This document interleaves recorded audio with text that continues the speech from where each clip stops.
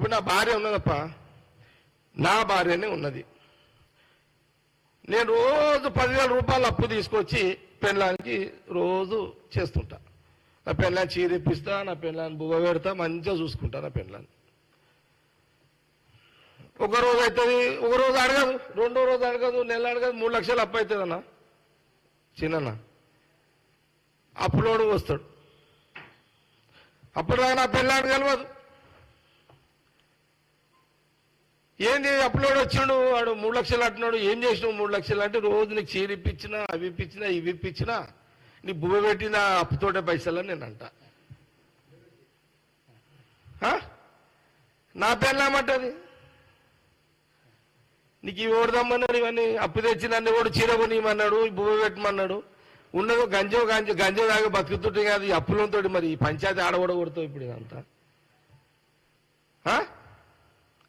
ప్రజలు అడిగినారు, అప్పు తీసుకొచ్చి మాకు అన్నం పెట్టు, మాకు అనలే కదా.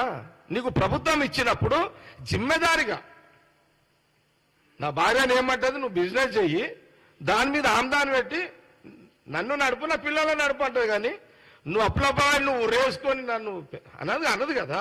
ప్రజలు కూడా అంతే. ఈ రాష్ట్ర ముఖ్యమంత్రి అంటే ఈ ప్రజలంతా బిడ్డలు లాంటి వాళ్ళు. నీ బిడ్డలను అప్పులపాలు చేసి, నీ బిడ్డలంటే కేటీఆర్ కాదు, ముఖ్యమంత్రి కుర్చీకి బిడ్డలు అంటున్నాను నేను.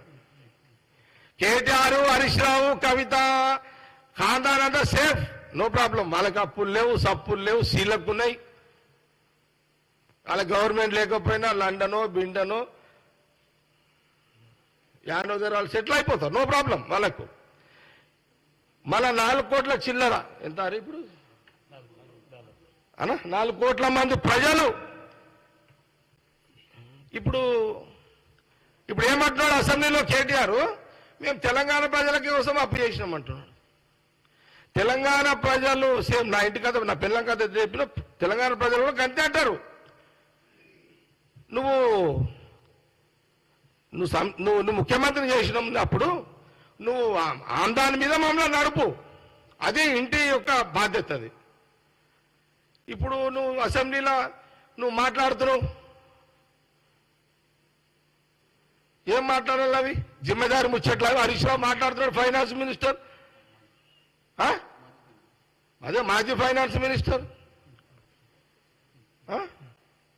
బొంగురం నీది కాదు, తాడు నీది కాదు, మస్తు మాట్లాడుతున్నావు.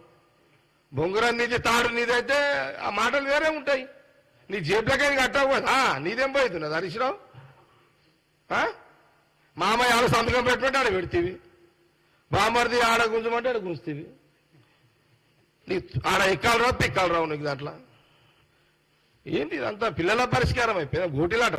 గవర్నమెంట్ ఫామ్ చేసి గవర్నమెంట్ నడపాలంటే ఒక జిమ్మెదారి, ఒక జవాబారి తెలంగాణ ప్రజలకు.